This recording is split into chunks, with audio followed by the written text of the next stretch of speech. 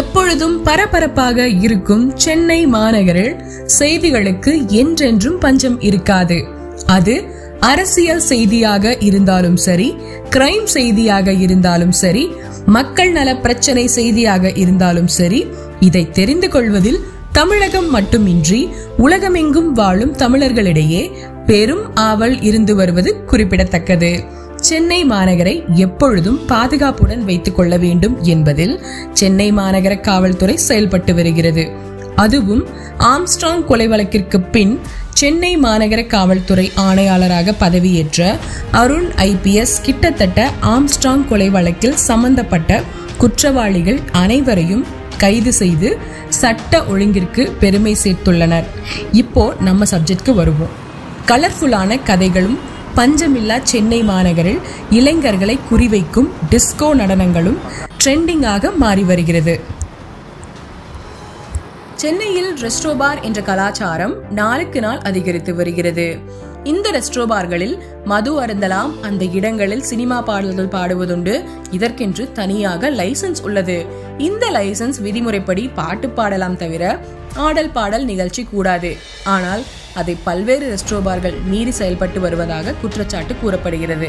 இதற்கு சாட்சியாக முகப்பேரில் சாரல் ரெசிடென்சி என்ற தனியார் ஓட்டலில் இது போன்ற நிகழ்ச்சிகளை, இளம் பெண்களை கொண்டு குத்தாட்ட நிகழ்ச்சிகளை வாரத்தில் 3 நாட்கள் திங்கள் செவ்வாய் புதன் என டான்ஸ் பார்ட்டிகளை நடத்தி வருவது இப்பகுதி மக்களுக்கு இடைஞ்சலாக இருப்பதாக கூறப்படுகிறது.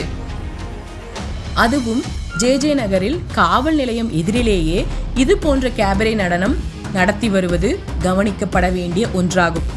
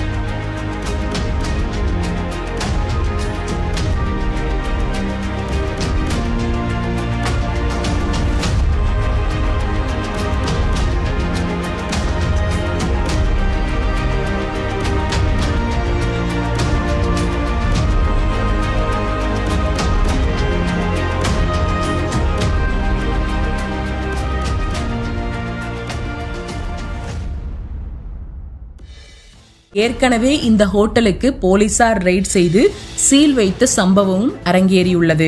இது போன்ற டான்ஸ் நிகழ்ச்சிகளை நடத்த மாட்டோம் என மன்னிப்பு கடிதம் கொடுத்து மீண்டும் ஆடல் பாடல் கொண்டாட்டத்தை இந்த ஹோட்டல் நிர்வாகம் மேற்கொண்டு வருகின்றனர்.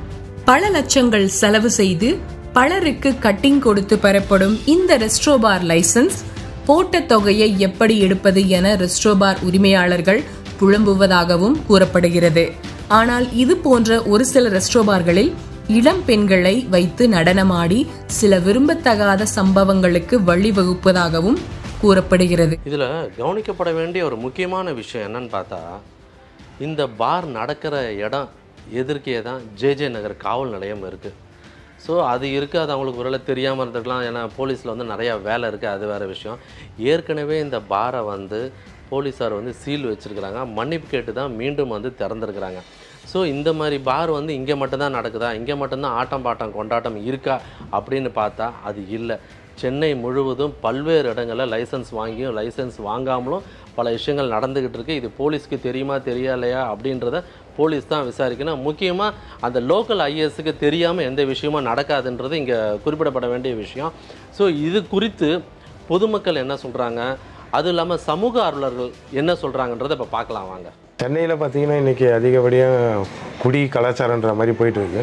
இது இல்லாமல் சென்னை அருகிலே மிக நெருக்கமான JJ நகர் காவல் நிலையம் அருகிலேயே வந்து பார்த்திங்கன்னா ஒரு விடுதியில் வந்து குடி கும்மாளம் ஆட்டம் பாட்டம் எல்லாமே பார்க்க வேண்டிய சூழல் இருக்குது. இது சட்டம் வந்து ஒரு சைடு நடவடிக்கை எடுக்கிறதா இருந்தாலும் ஆனால் இதில் ஒரு முக்கியத்துவம் கொடுக்கணும். இது போனால் இது இளைஞர்கள் மத்தியில் கலாச்சாரமே மாறி போயிட்டுருக்கு. என்னை பொறுத்த வரைக்கும் ஒரு விஷயம் கண்டிப்பாக இங்கே பதிவு பண்ணி ஆகணும். ஒயின் ஷாப் அப்படின்ற ஆரம்பித்த விஷயம் வந்து அப்போ பார்த்தா பார்னு வந்தது, அப்போ பார்த்தா நவீன பார்கள், அப்போ ரெஸ்ட்ரோ பார், இப்படி நிறைய குடிக்கிறதுலே வந்து நிறைய விஷயங்கள் வந்து மாற்றி மாற்றி வச்சுருக்காங்க. இங்கே ஒரு விஷயம் என்னென்னு கேட்டிங்கன்னா, இந்த ரெஸ்ட்ரோ பாரில் பார்த்திங்கன்னா நிறைய இப்போ எல்லா பாரும் வந்து ரெஸ்ட்ரோ பார் மாதிரி தான் இருக்குது. ஆட்டம் பாட்டம் கூத்து கொண்டாட்டன்ட்டு இதெல்லாம் வந்து கண்டிப்பாக காவல்துறை வந்து கண்டிப்பாக வந்து லைசன்ஸ் முறையான லைசன்ஸ் இருக்குதா இல்லையா அப்படின்னு பார்த்து செக் பண்ணணும். அப்படி முறையான லைசன்ஸ் இல்லாத இடத்துலையும் இது நடந்தால் கூட அவங்களுக்கு தெரியாமல் கிடையாது. காவல்துறைக்கு எந்த விஷயமும் தெரியாமல் இருக்கவே இருக்காது. அப்போது அந்த மாதிரி இடத்துல வந்து கண்டிப்பாக வந்து காவல்துறை உள்ளே நுழைஞ்சு அதை வந்து கண்டிப்பாக அவங்க வந்து அதை தடுக்கணும். ரெண்டாவது வந்து அதுக்கு மட்டும் கிடையாதுங்க. ரெஸ்டோ பாரு, லைசன்ஸ் வாங்கி பெரிய ஹை கிளாஸ் பாரு அதெல்லாம் கிடையாது. லோக்கல் ஒயின் ஷாப்பே வந்து காலங்காத்தால் 7 மணிக்கே திறந்து விட்டுறாங்க நிறைய இடத்துல. அந்த நிறைய இடத்துல, அதாவது சென்னையில் இருக்கிற அத்தனை இடத்துலையும் இல்லை தமிழ்நாடு இருக்கிற அத்தனை இடத்துலையும் பார்த்திங்கன்னா காலையில் 7 மணிக்கு ஆரம்பிச்சிடுறாங்க, நைட்டு வரைக்கும் போயிட்டுருக்கு. ஏன்னா நிறைய பேருக்கு வந்து இந்த இடத்துல போனால் சரக்கு கிடைக்குது, 12 மணிக்கு போனால் சரக்கு கிடைக்கும், இப்படி காலத்தில் 5 மணிக்கு போனால் சரக்கு கிடைக்குன்றது அவங்களுக்கே தெரியும். ஸோ அவங்களுக்கே தெரியும், சொல்ல போலீஸ்க்கு தெரியாமல் இருக்குமா? இதான் விஷயம். ஸோ போலீஸ் கண்டிப்பாக வந்து இந்த மாதிரி விஷயங்கள்லாம் கண்டுபிடிச்சி இதை தடுத்தாலே பாதி குற்றங்கள் தடுக்கப்படும். இனி சென்னையில் வந்து பார்த்திங்கன்னா நிறைய ரெஸ்டோ பார்ஸ் எல்லாமே நடந்துகிட்ருக்கு. அந்த ரெஸ்டோ பார்லலாம் வந்து ஃபஸ்ட்டெல்லாம் வந்து பார்த்திங்கன்னா வெறும் பாட்டு பாடுறதுக்கு மட்டும்லாம் அலோடு. இப்போ வந்து பார்த்திங்கன்னா டான்ஸ் ஆடுறதுக்கு, அப்புறம் வந்து அந்த ஆக்வர்டாக டான்ஸ் ஆடுறதுக்கு, அது எல்லாமே வந்து இது எங்கேருந்து எல்லாருமே போகிறாங்க பார்த்திங்கன்னா, இந்த இன்ஸ்டாகிராம் பேஜில் வந்து பார்த்திங்கன்னா ஆஃபர்ஸ், அந்த ஆஃபர்ஸ் தரேன், 20% ஆஃபர் தரேன், 30% ஆஃபர் தரேன்னா எல்லாரையும் புல் பண்ணி இந்த க்ரௌடு எல்லாமே உள்ளே போயிடுறாங்க. அதனால் இது வந்து நடக்குது. இது வந்து போலீஸ் வந்து கம்பல்சரி கண்ட்ரோல் பண்ணி ஆகணும். ஆனால் இன்னொரு விஷயம் நம்ம யோசிக்கணும், இதில் வந்து போலீஸ் நம்ம சொல்லும் போது இதில் மெயினான விஷயம் வந்து பார்த்திங்கன்னா கார்ப்பரேஷன் தெரியாமல் எந்த ஒரு விஷயமும் எதுவுமே நடக்காது. எல்லா ஹோட்டல் உரிமையாளர்களுக்கு எல்லாருக்குமே தெரியும். இது போன்ற குற்றச்சாட்டுகள் அதிகாரிகளின் கவனத்திற்கு கொண்டு செல்லும் பொழுது அவர்களும் உடனடியாக நடவடிக்கை எடுக்கின்றனர்.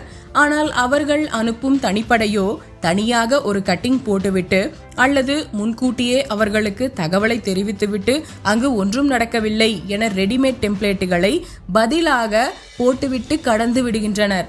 இதிலும் சென்னையில் பல பெட்ரோல் வண்டிகள் ரவுண்ட் வருகின்றன என்ற பெயரில் கடைக்கு 100 ரூபாய் என ஆட்டை போடுவதும் தனிக்கதை. சமூக விரோத செயல்களில் ஈடுபடுபவர்கள் மீது கடுமையான நடவடிக்கை எடுக்கப்படும், ரவுடியிசம் ஒழிக்கப்படும். இதுதான் வந்து நம்ம சென்னை மாநகர காவல்துறையோட தாரக மந்திரமாக ஒவ்வொரு நாளும் சொல்லிக்கிட்டு இருக்கிறாங்க, செஞ்சுக்கிட்டு இருக்கிறாங்க. ஆனால் இது போன்ற விஷயங்களையும் கட்டுப்படுத்த வேண்டியது வந்து காவல்துறையோட கடமை. அதை செய்வாங்கன்னு எதிர்பார்ப்போம். மீண்டும் ஒரு காணொலியில் உங்களை சந்திக்கிறேன். வணக்கம்.